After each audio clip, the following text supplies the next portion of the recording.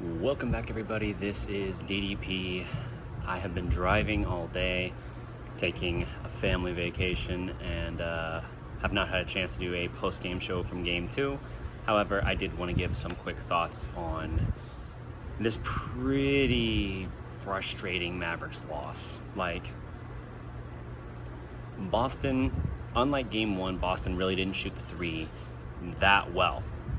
KP didn't have near the same impact. Still, at times, hit some tough shots, but not near the same impact that he had in Game 1.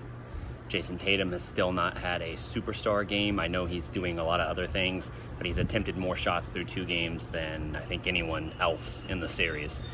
And despite all of that, Dallas with 8 missed free throws and shooting 23.5%, let's say, from 3, find a way to just not come up with a game Boston was almost offering to them. The defense was very good. The costly mistakes were horrible. And you can't really look any further than there's 4 minutes and some odd change left in the game. Dallas is within 8, and PJ Washington, even though he has an easy pass up to Luka, decides to try and take it up the court himself against Drew Holiday. He proceeds to get right up against half court and then basically the bed, freak out, throw a pass to Luka that's borderline backcourt violation to begin with.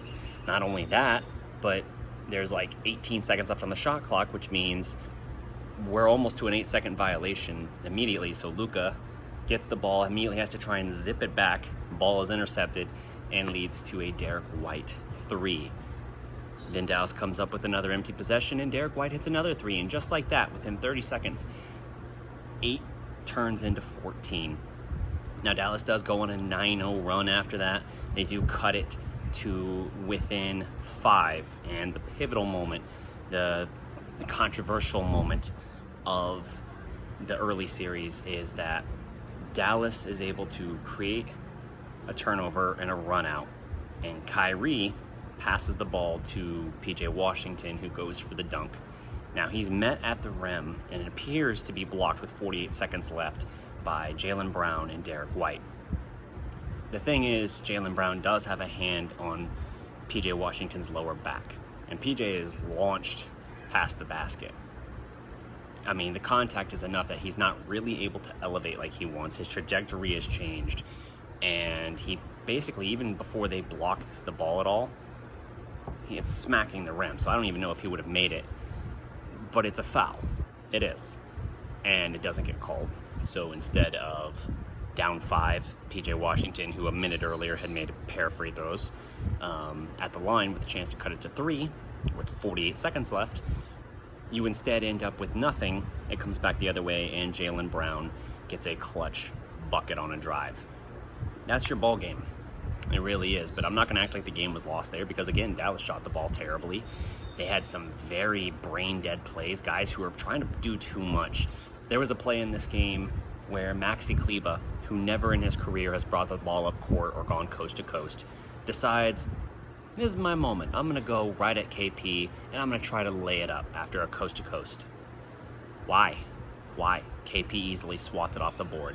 Makes no sense. PJ Washington, the turnover I talked about earlier. There's another moment earlier on in the fourth quarter.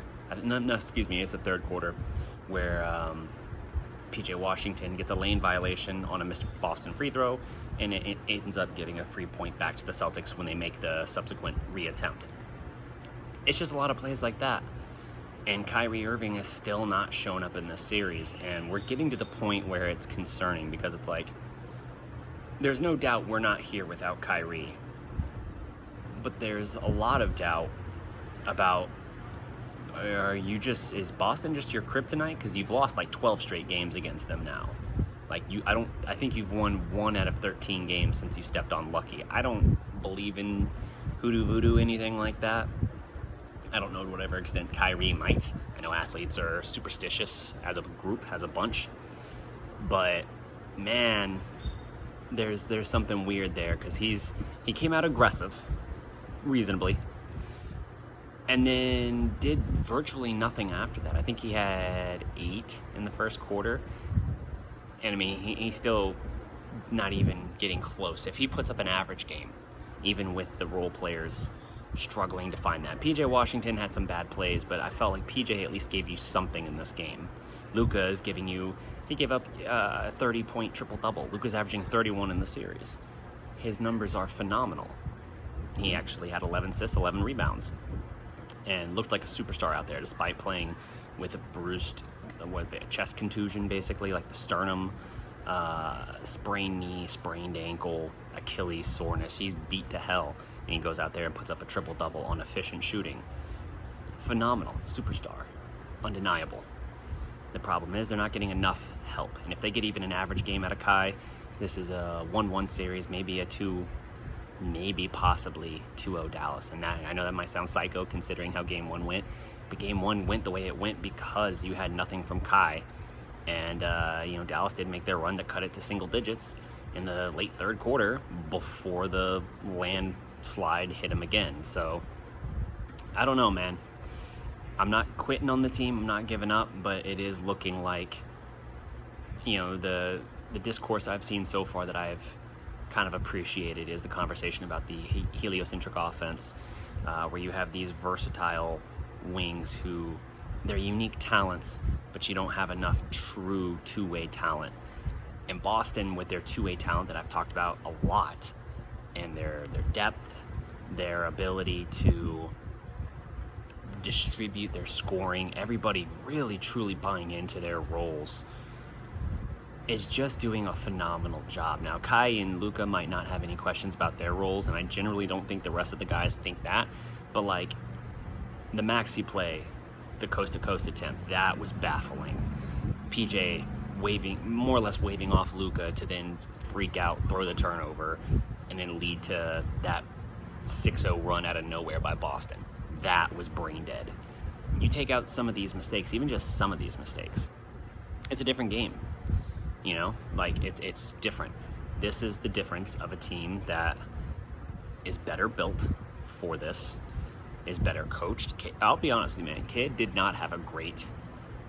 It's the first time Dallas has lost back-to-back games in the postseason. Obviously, this happened in the West Finals a couple of years ago against the Warriors.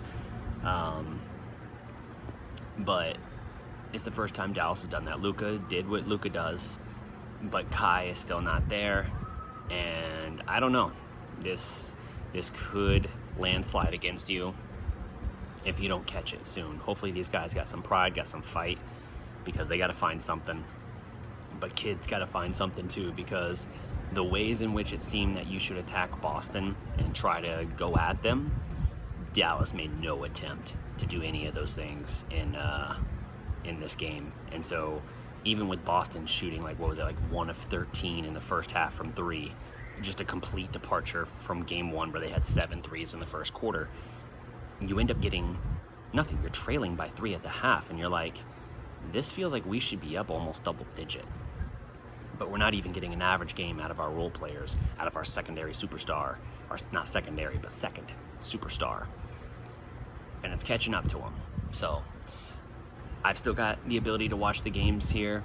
I think there's only going to be one more game played while I'm here.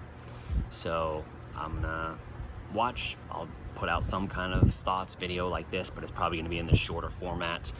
I'm doing what I can. I booked this trip back in November, so I didn't anticipate Dallas being here. I'm certainly very glad that they are, but I'm going to have to make it work like this. So leave your thoughts in the comments. Let me know. Can Dallas bounce back? Can they adjust? Like the video, subscribe to the Dallas Prospect. Until next time, every legend was once a prospect. Peace.